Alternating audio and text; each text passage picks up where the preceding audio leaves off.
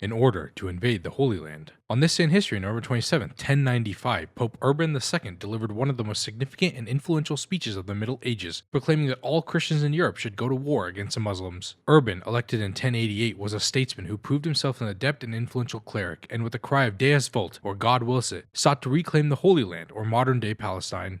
The Holy Land had become a point of conflict for European Christians who frequently took pilgrimages to the birthplace of their religion, but when the Seljuk Turks took control, Christians were barred from the Holy City. When the Turks threatened to invade the Byzantine Empire, a special appeal to Pope Urban was made for help. Wanting to reinforce the papacy's power, Urban seized the opportunity to unite Christians in Europe under his authority as he fought to retake the Holy Land. At the Council of Clermont in France, he delivered a speech that summoned the rich and the poor to stop their petty bickering and to embark on a righteous war to help their fellow Christians in the East. He denigrated the Islamic faith, the Turks, and exaggerated stories of their acts to drum up support and push his agenda. His war cry caught fire, and between 60,000 and 100,000 people responded, ready to march on the Holy Land. Not all who came did so out of piety, though as many nobles were tempted by the prospect of riches and land from the conquest. These nobles were ultimately responsible for the death of thousands on the way to and from the Holy Land as they ravaged and pillaged through the towns and estates of those who they deemed opponents. Additionally, the inexperience and lack of discipline by the Christian peasants were no match against the professional armies of the Muslims. When the war broke out, the Christians were pushed back initially, but only through sheer force of numbers were they eventually able to triumph. Pope Urban II died in 1099, 2 weeks after the fall of the Holy Land, but before the news could travel back. His crusade was the first of 7 major military campaigns fought over the next 2 centuries, campaigns whose consequences and outcomes are still felt as repercussions to this day.